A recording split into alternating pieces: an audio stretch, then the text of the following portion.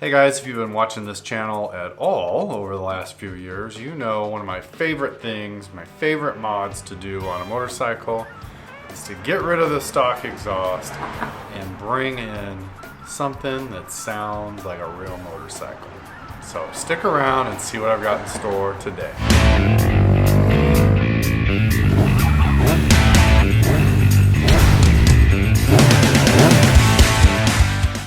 Okay, well, hopefully you can hear me. I'm using a different mic setup out here in the garage today, so it's probably not as good, but hopefully we'll get through it.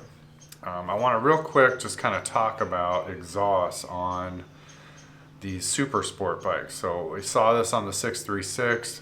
They have a rear chamber in those exhausts, and that's where some of the catalytic converter is. So if you pull that off and add a new muffler, they call that a slip-on, but it's what they call a slip-on with a decat, right? So I'm going to do the same thing on this bike. This bike has titanium headers. The ZX-10, from everything I've found or read, I mean, there's really, especially in my case, there's no reason to pull off the headers. The fact that you can still get the sound you want by just removing that rear chamber and by putting on a new muffler, it's far, far cheaper. I could put a full system on it, but I mean, the full systems for ZX-10 are up in the $2,000 to $2,500 range. And I picked up my exhaust from M4 for around $500. So $500 sounds pretty good. Probably will give a little bit of a performance boost, but that's not really what I'm after. Or I put a full system on, which is for sure going to require a tune. I don't know. I'm never going to ride this bike to its potential, but I really want it to sound good. So I'm going to do this. Now, this process is not going to remove the O2 sensor. So the O2 sensor will still be there. The ECU will continue to try to adjust for it, so I'm hoping it doesn't run too lean. But whenever they do unlock the ECU, I'll probably send my ECU in for a flash just to make sure it's not running lean and, get it fully de-restricted for whatever reason. I'm not really looking for the performance, but anyway, with all that said, here's the new exhaust. Now, I picked up a servo buddy because I do intend to remove the servo unit.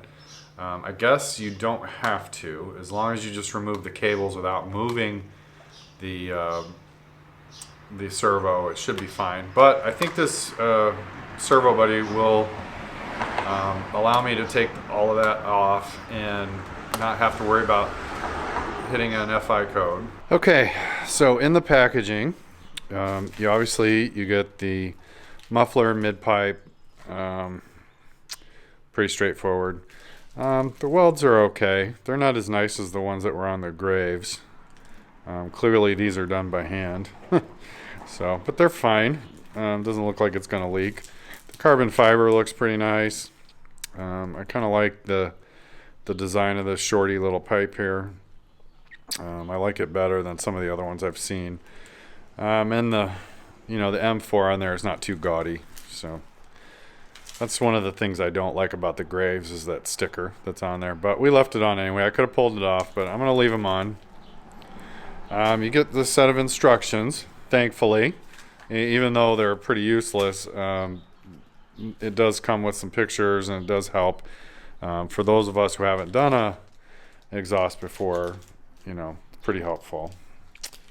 Let's see. This is the plug for the bung for the wideband O2 sensor, and they give you this nut because just like on the Graves, we're going to reuse a bolt that's underneath there. Moving right along here, I went ahead and pulled the servo out.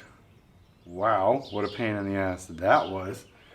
So I'm going to go ahead and disconnect this I'm gonna get all of the, let me see here.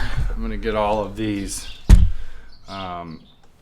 little shields off of here, and then hopefully I can pull through all of the cables that go back to the servo to get that out and out of the way. Then I'll put the servo buddy in. I'm gonna start the bike and just make sure I don't throw a light, and then once I know that's good, then the rest of this should be pretty easy. So more to come. I don't know how much I'm gonna get recorded of this. This is turning out to be kind of a pain in the butt, this part. I think the exhaust itself will be pretty easy, but anyway.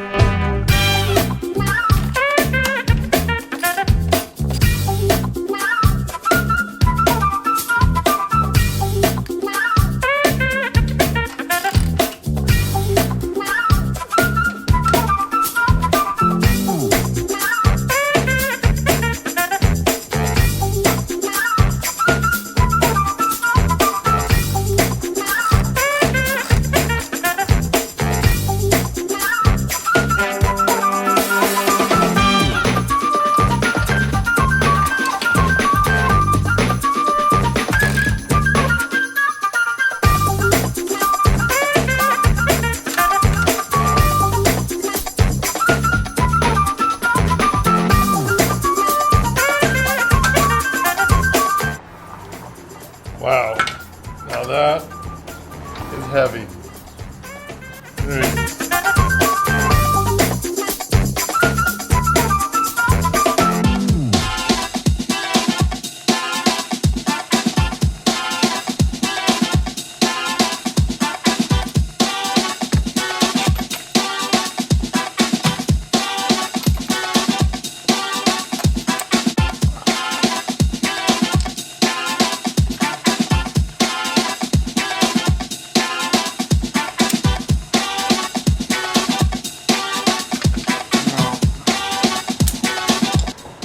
I find it fascinating that they're using standard sizes, not metric.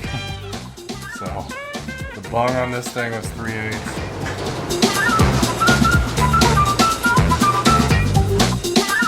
Alright, let me get this tightened up and then we'll go from there. But it's basically on now, so there it is. Pretty easy. As you can see, a lot more room in here now. So, I don't know, can store some stuff under here or whatever. Or maybe someday a power commander or whatever, but as you can see with the servo motor out, you've got this big kind of chasm right here now. So, it's fine with me. The exhaust is on. That was super easy to install. I didn't have to take the plastics off. The only hard part of this was getting the servo motor out, which wasn't that bad. So anyway, I guess what everybody's probably waiting for is what's it sound like. So here's the before and after, and then I'll take it for a little spin and see what it sounds like.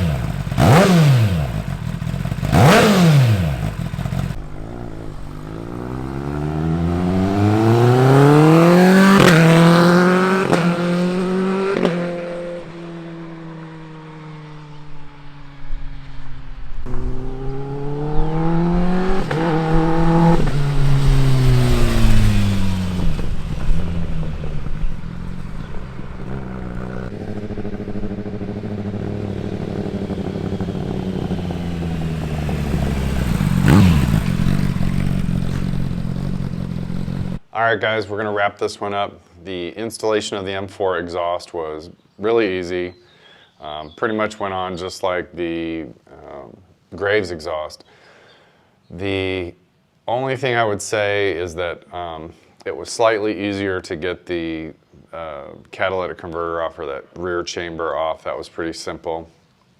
I think it sounds pretty good. Do I love it? I don't love it. I'm just going to be honest. I think it sounds pretty good outside when you're riding down the road. The quick shifter sounds cool with it, but it's lacking this little crackle that I really like on the Graves exhaust. I've heard several full exhaust systems, Graves in particular, that sounds amazing on this bike, and that's not that. So, you know, for a $500 exhaust, I think it sounds really good. Definitely can hear it now. It's much louder than it was stock. But it's probably something I'll change out when I can afford to do so. But anyway, if you enjoyed this video, give me a like. Make sure you subscribe so you don't miss out on any of the upcoming content I have for the ZX-10. Still have a long ways to go. And, you know, as always, guys, thanks for watching.